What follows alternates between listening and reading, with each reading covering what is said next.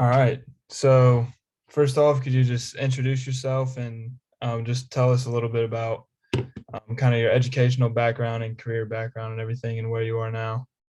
Sure. So my name is Billy Lynch. I attended Delta High School in Muncie, Indiana, graduated in 1997. And then I went to Ball State and was a 2002 graduate of Ball State. Had the fortune of playing football and basketball at Ball State and had some great experiences there. I majored in secondary education. Thought I'd be a high school teacher and coach, focusing in U.S. history and government, um, and ended up getting into collegiate coaching, where I started out as a graduate assistant in Miami of Ohio, and then coached at Miami, Indiana University, and Rice University over the course of 17 years.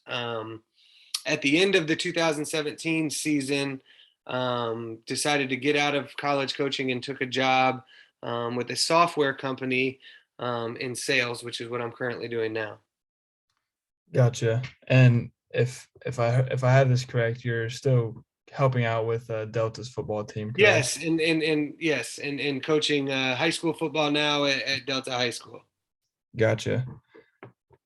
So first off, what was the kind of reasoning behind why you went into coaching and then eventually why you decided to get out of college coaching?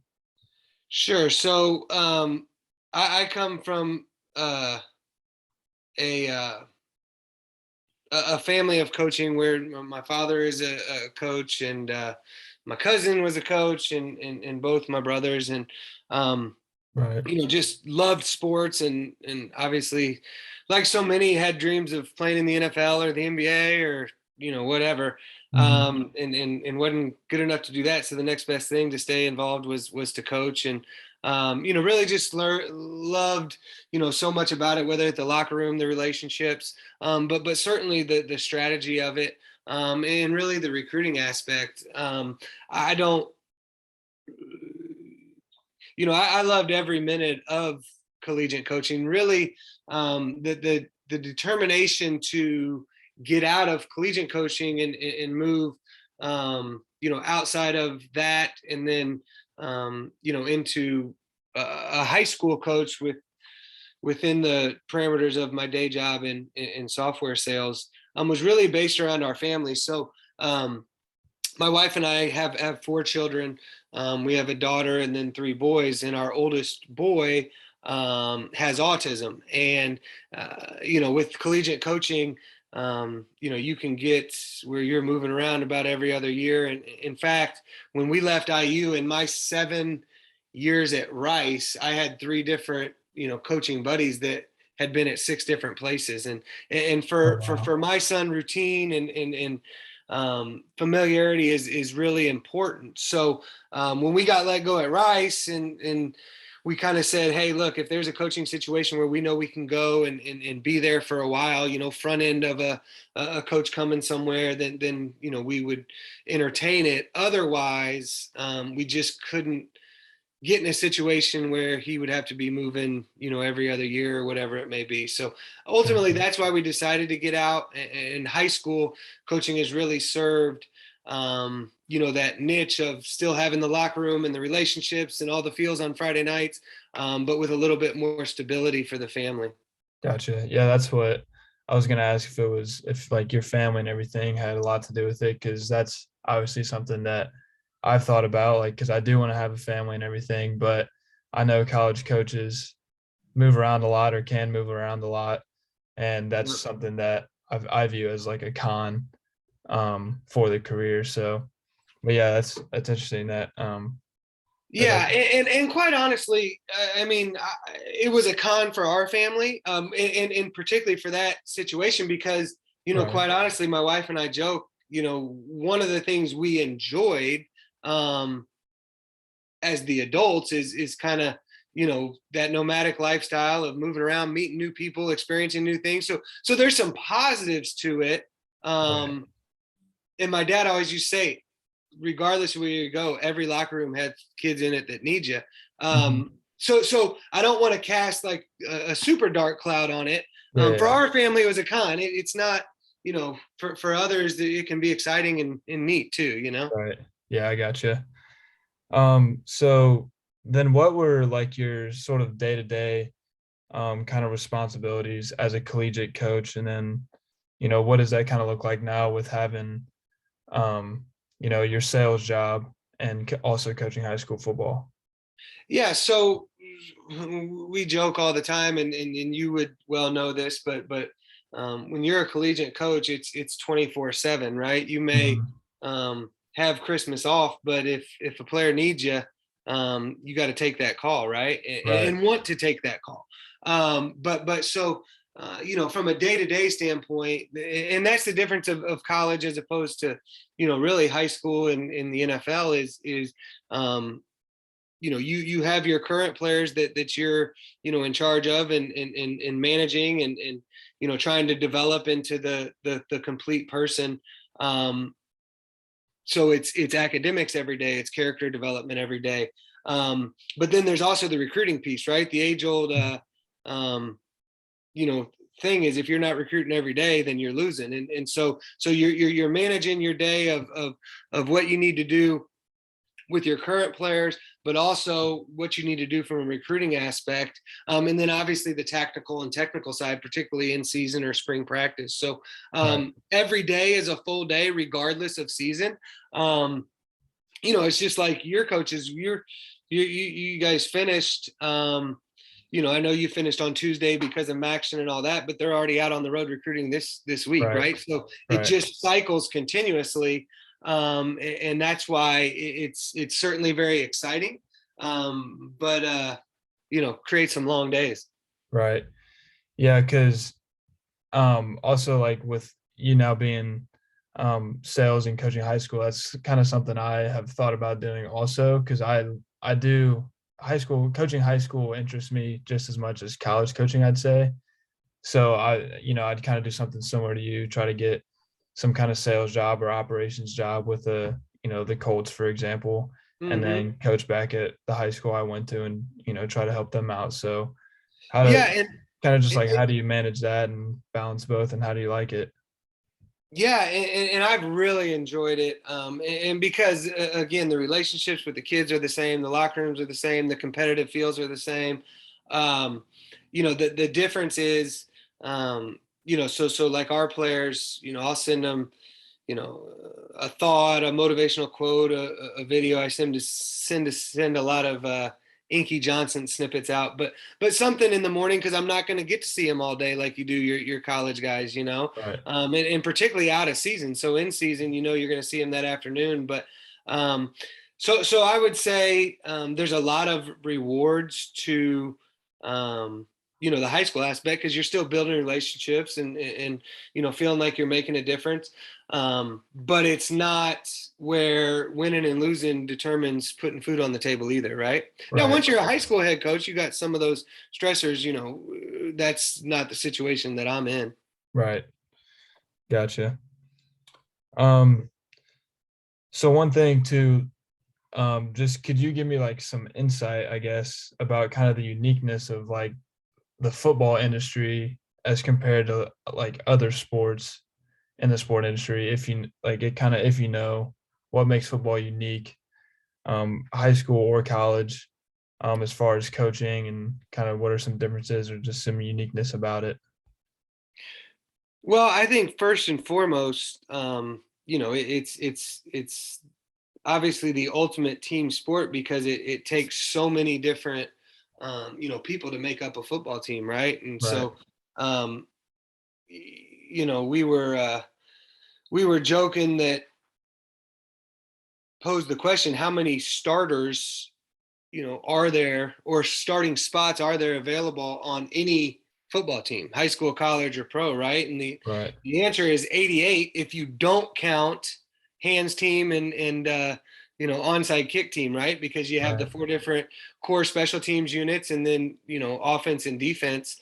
Right. Um, and so just the amount of people that it takes to run an operation, and the relationships and the chemistry that you have to have, um, because it only takes a couple bad attitudes, or people that aren't swimming in the same direction to really um, inhibit your ability to be successful. So, with some of the other sports, you're not managing such a large roster. It's a little Right. bit easier to identify that, to shape that, or to weed it out when necessary. Whereas in football, there's just so many moving parts. And then the other piece we just mentioned with all the different starters is how many different ways the game can be impacted. Right. I mean, if Mhm. you have just an absolute lockdown pitcher, right? You can go into a game and say, God, we got to find a way to muster 1 or 2 runs and we're going to win the game. Or if you have, just a dynamic, shooter or scorer or even rim protector on defense, there's certain things you can do strategically in the game of basketball. Whereas,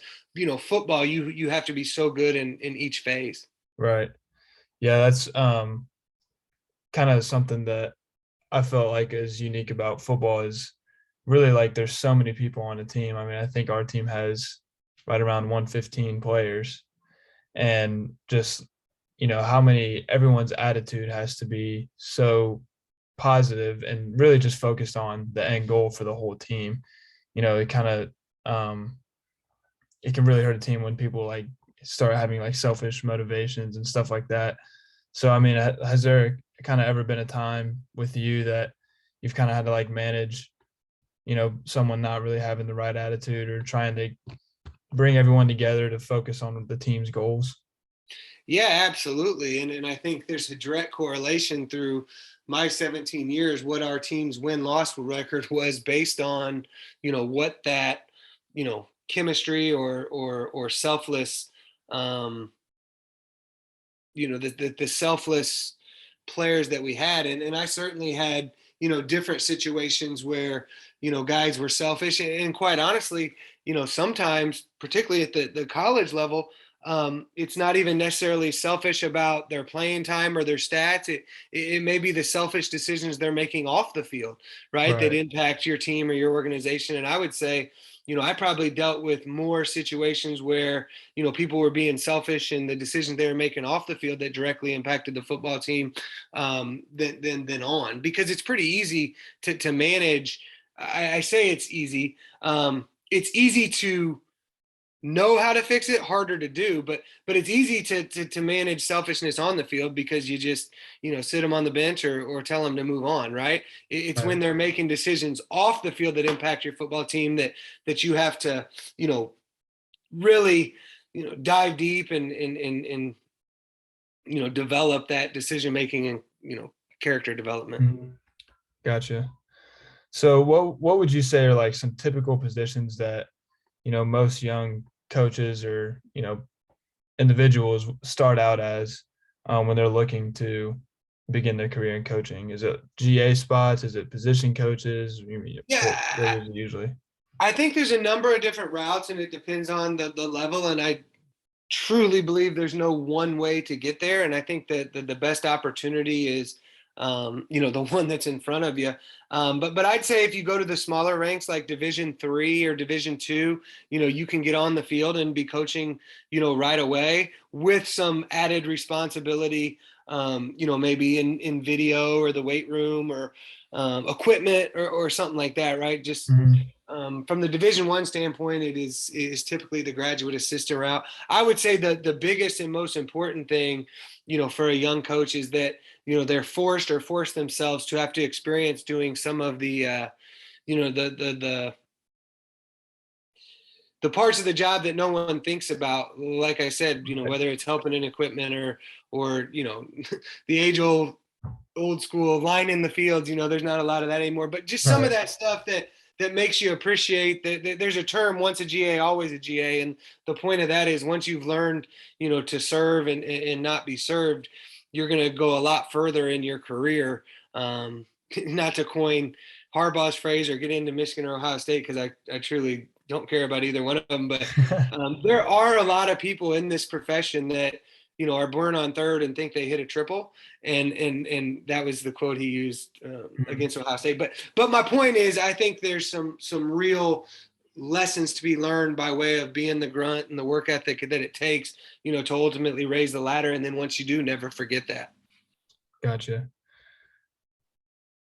So I mean, just from kind of your experience and seeing connecting with all kinds of different people, different coaching jobs, what have you. What's some advice you could give me as like the best way to like find these jobs? Is it, a website? Is it just knowing people?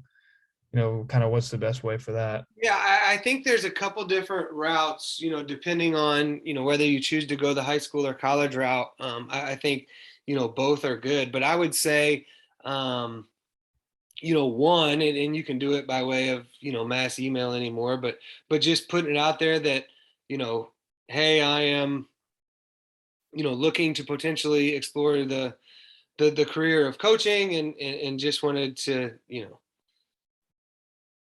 put my name out there if you have any openings of any kind, willing to Hmm. do, any and every job to prove myself or whatever it may be. And then the other two things I think, is the National Coaches Convention. I think, going to that, I think you learn so much, meet so many people, but really get a feel if it's something you really want to do. And then some of the, different clinics that they put on, whether it's the Glazier Clinic, for sure, the Indiana High School Coaches Association Clinic, just Hmm. to get a chance to meet some people. And then I wouldn't be afraid to ask, some people that in coaching, whether it's, at Ball State or otherwise, hey, would you be willing to mentor me and help me with any recommendations, or whether it's put your name out there or help prepare you for, what you may encounter. I think is as many different avenues as you can explore. One, it gives you the best opportunity. Two, it helps you identify if it's something you really want to do. And then three, and probably most importantly, is whatever opportunities out there, appreciate it and take it. I can't tell you how many former players I've had that wanted to get in coaching is like, well, I want a Power Five GA job, or I want this, or I want that, and it's like, dude, you go take whatever you can get, and Right. then you'll find out, what it's all about, and have the ability to move up within your career. Because, like I said, I don't think there's any one way or one path. Right. So what would you say are like some typical qualifications for a collegiate coaching job? So I mean, let's just take like, you know, a group of five offensive coordinator job. What would you say as far as like experience, kind of in that route, what are the typical qualifications for that? Yeah, I think that's a good question because, again, I don't think there's any one way or one route. What I would say is, and it's becoming more and more, evident, is experience is the best teacher. So it's not, the experience in number of years necessarily that you've been doing something, but the experiences that you've had, right? So, take myself for an example. Growing up, um, as the son of a college coach, I would say by the time I got into it, I probably understood, or had uh, a more appreciated feel for what went into it just because of life experience, right? Mhm. But I would say certainly, someone that has, had to manage a group or a larger group, whether it is, a recruiting coordinator or camp director or something prior to, being in charge of, the entire offense or defense or special teams, because then you're directly reporting to the head coach, and really your name's on the line, right? Mhm. But you're responsible for your staff, you're responsible for the players on either side of the ball. So I would just think, or think the experience of having to be in charge of something, having to manage something, and then just the ability to, um, be pretty even keel of, the highs and lows of, whether it's success or, player management, Mhm. egos, personalities, whatever it may be, because you're gonna go to work every day just knowing that three things that you didn't plan on having on your to-do list, you're gonna have to, manage or deal with just from a personnel standpoint. Gotcha. So kind of going off that kind of management theme, player management and what have you. Um, a big part of this class is management and just kind of the four functions of management: planning, organizing, leading, and evaluating. So kind of relating to, being a college coach and, your experience as a college coach, what would you say is your kind of management style? And then, could you just give me some like examples or ways the four functions can be seen as a Yeah. college coach? And I think everything comes in threes, and you learn that in goal setting or anything else. But I'd say overarching um, philosophy until getting into the specifics, and it was the only sign I had in our offensive staff room or in my office was they don't care how much you know till they know how much you care. And I think that is so true. And you would know that every coach is going to be judged by how they treat their worst player and Gotcha. the accountability or standard they hold their best player to, right? Right. And I think overarching, that's very important that your players understand that you care about them, as a total person and not just, the results that happen on the field. So I think that's, far and away the most important thing. And then I look at three key aspects, and again, it comes in all shapes, sizes, personalities, beliefs, whatever, and it doesn't matter as long as you're core to yourself. So to me, the definition of a true leader is three things. Number one, that you're authentic, right? You don't try to be anybody else. You are who you are, and you have the confidence to be who you are. The second is that you are a servant. Without having a servant mindset, particularly in coaching football and again managing, players and showing that you care, I just don't think it's going to work. And then third is being relentless in everything you do. So from a leadership standpoint, just as a person, and then we'll get into the management style, it's certainly authentic, selfless, relentless. Okay. Gotcha. The management style that I was taught a long time ago, and it doesn't matter if you're coaching or in business or anything else. I think your professor would probably agree. But first and foremost, if you're a leader or a manager, is you have to have clearly defined expectations for your people. Not just expectations, but clearly defined expectations of your people. This is what your expectations are. And then secondly, which gets lost a lot, is you have to provide the time and resources for your people to meet those expectations. In other words, you can't have clearly defined expectations and then you don't provide them the resource to accomplish it, right? Right. But once you provide those first two, clearly defined expectations, and then the time and resources to meet them, it's an absolute must that you demand accountability that those expectations are met, right? Because Right. you know how that is. You throw out a lot of do this, do that, and it doesn't happen. That's not good for any organization.